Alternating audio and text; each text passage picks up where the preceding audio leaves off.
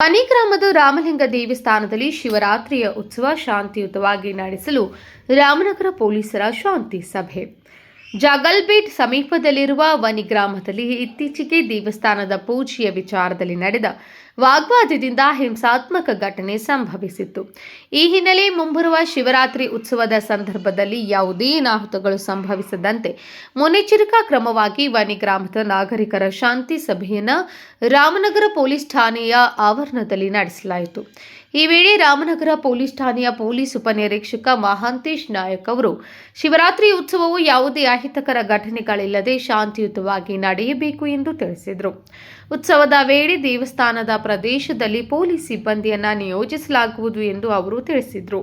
ಸಭೆಯಲ್ಲಿ ವನಿ ಗ್ರಾಮದ ಪ್ರಮುಖ ಧರ್ಮಾಜಿ ಠಾಕೂರ್ ಅವರು ಮಾತನಾಡಿ, ಪರಂಪರೆಯಂತೆ ಶಿವರಾತ್ರಿ ಉತ್ಸವವನ್ನು ಆಚರಿಸಲಾಗುವುದು.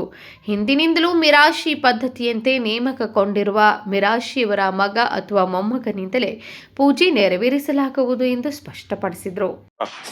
आमचं एवढंच म्हणणं आहे. आता उद्या 15 तारीखला आमचा शिवरात्री महोत्सव होतो दरवर्षीप्रमाणे. दरवर्षी शिवरात्री महोत्सव करण्याने आम्ही आज इथं पोलीस स्टेशन कशाला तुम्हाला बोलवलं होतं का तुम्ही आला इकडे? नाही, आम्हीच त्यांना बोलवलं. म्हणजे आम्ही त्यांना सांगितलं की आमचं काहीतरी निकाल करा आमचं. ओके. म्हणून त्यांनी आम्हाला तारीख दिली. कोणी आमच्या PSI साहेबांनी तारीख दिली की तुम्ही अमुक टायमाला इथं या.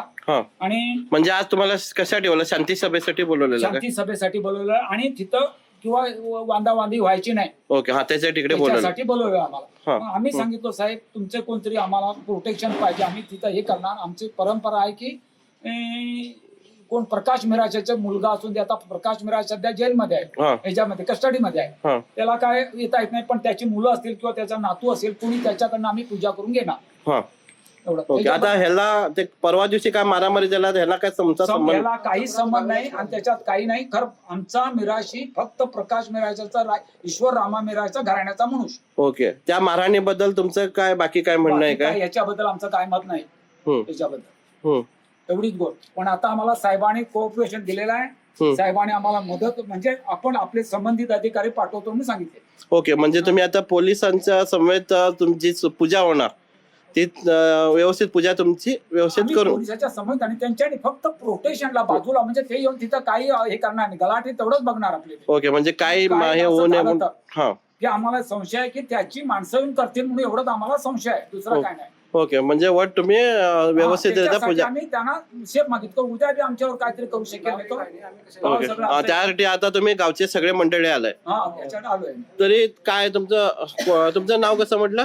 धर्माजी धनबा ठाकूर. आणि कोण कोण आले इकडे? धर्माजी धनबा ठाकूर, श्रीकांत गोपाळ ठाकूर, परत आमचे जवळजवळ भातकांडे, परत ते अनमोडकार, परत नाईक, परत सांगू तुम्हाला म्हणजे नाईक जास्त. ओके. गावचे मंडळी आले. ओके. 60-70 लोक आलेले आहेत आता. Okay. Okay sir. Okay. Nikhil Ashukar, KMM news, Belagavi.